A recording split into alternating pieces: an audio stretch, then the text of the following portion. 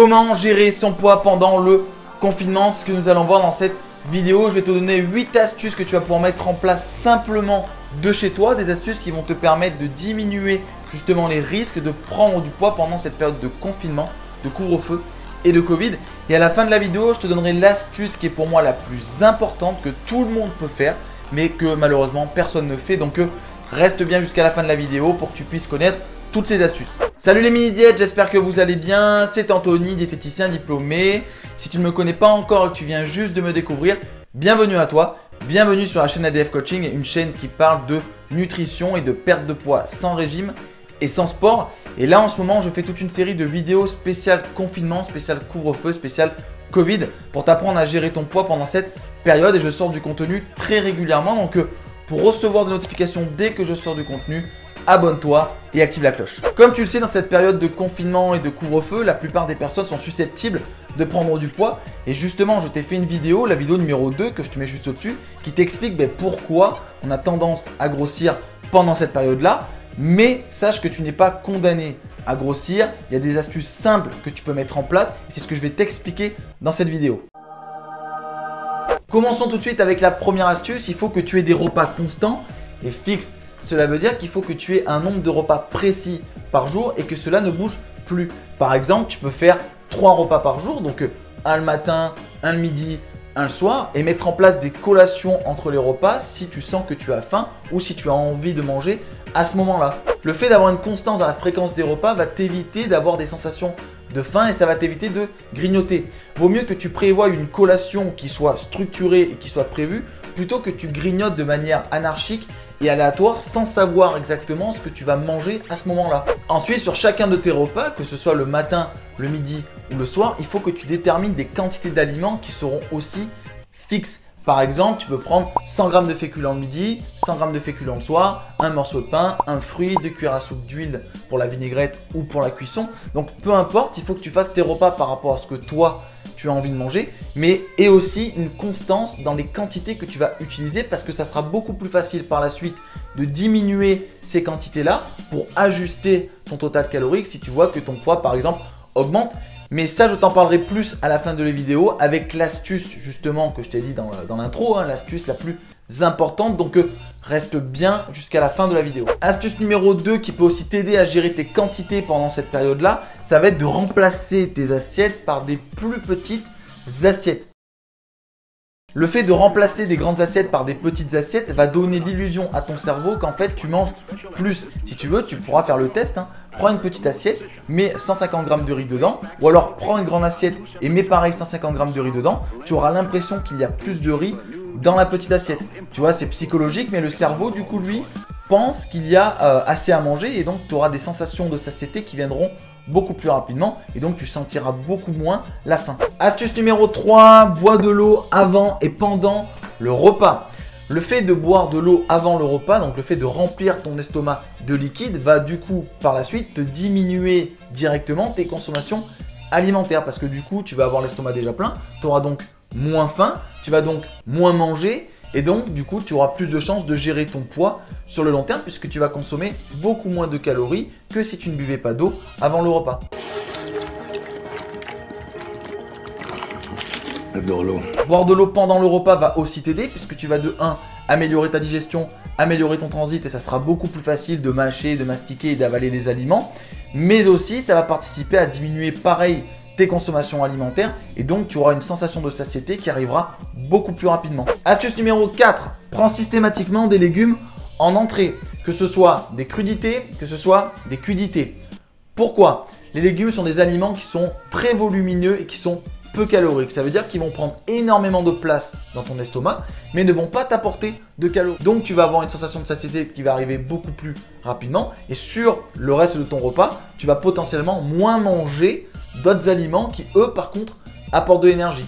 Tu vois, ça c'est une astuce qui est assez simple à mettre en place mais pourtant très peu de personnes le font et ça me fait penser à l'astuce numéro 8 que je te parlerai en fin de vidéo qui est l'astuce la plus importante pour moi que personne ne met en place régulièrement, même certaines personnes ont peur de le faire. Donc reste bien jusqu'à la fin parce qu'il faut vraiment que tu vois cette astuce. Astuce numéro 5, consomme du thé, de l'eau et tout ce qui est soupe. Le fait de rajouter des liquides lorsque tu as faim va t'éviter de grignoter et va t'éviter du coup d'apporter des calories à ton corps. Et tu vois par exemple, quand tu prends des légumes en entrée, tu peux aussi rajouter des soupes.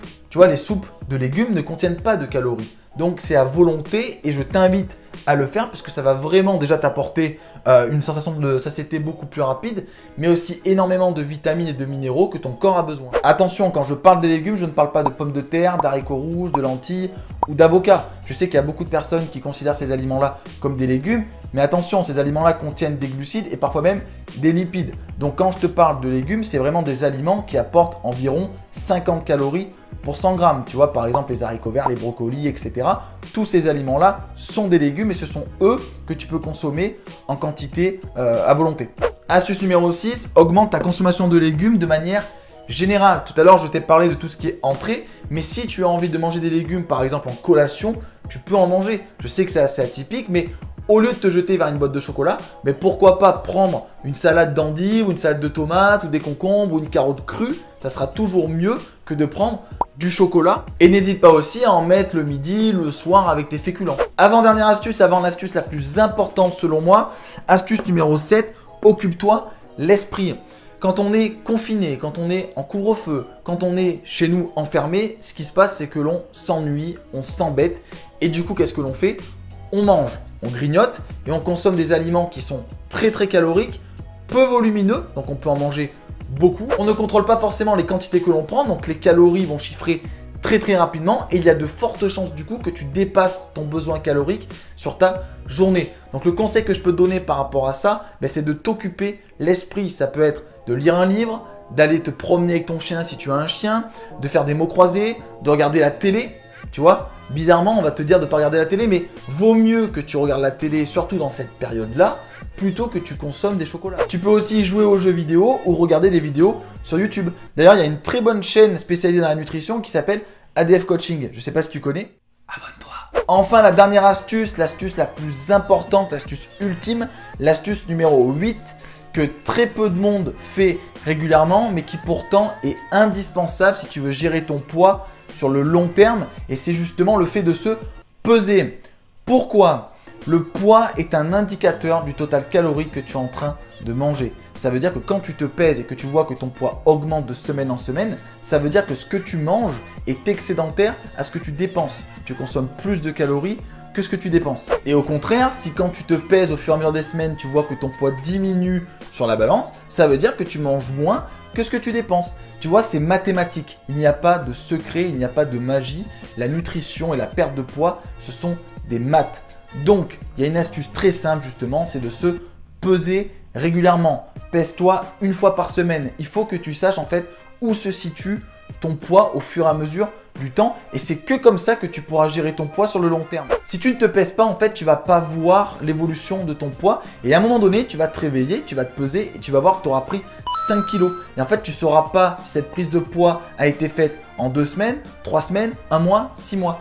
Donc c'est pour ça que c'est très important de se peser chaque semaine, régulièrement. Je sais que c'est compliqué, je sais que c'est pas évident, mais c'est indispensable si tu veux éviter de prendre du poids de manière aléatoire et de manière anarchique pendant cette période de confinement, de couvre-feu et de Covid. Si tu souhaites aller plus loin et approfondir tes connaissances dans la perte de poids et dans la nutrition, j'ai fait une formation gratuite sur la perte de poids qui t'explique comment perdre du poids sans faire de sport, sans faire de régime et sans te frustrer. Dans cette formation, il y a 5 vidéos explicatives et chaque vidéo va traiter d'une thématique précise. Et parmi ces 5 vidéos, il y en a une spécialement conçue pour la peser. Parce que se peser, c'est très important, mais encore faut-il savoir le faire. Il y a beaucoup de variations à prendre en compte, il y a beaucoup de paramètres à maîtriser. Et dans cette vidéo, justement, ça reprend tout ce que tu dois maîtriser. Donc, si tu souhaites avoir accès à cette formation, tu appuies sur la flèche en bas de la vidéo, tu vas arriver dans la description, tu cliques sur le lien de la formation, tu rentres ton email et ton prénom et ensuite tu recevras une vidéo par jour pendant 5 jours. J'espère que la vidéo t'a plu, j'espère que tu as bien compris l'intérêt de faire attention à ton poids pendant le confinement et que tu as bien compris que ces astuces-là sont assez simples à mettre en place et j'espère que tu vas les mettre en place. Donc si la vidéo t'a plu, n'hésite pas à mettre un j'aime sur la vidéo, n'hésite pas à partager à toutes les personnes qui ont du mal à gérer leur poids pendant cette période-là. Et si tu as des questions, n'hésite pas à les écrire en commentaire, je prendrai le temps d'y répondre. Abonne-toi si ce n'est pas encore fait parce que j'ai encore quelques vidéos qui vont sortir sur le Covid. Et d'ici là, écoute, je te souhaite de passer une excellente journée et je te dis à plus tard dans la prochaine vidéo.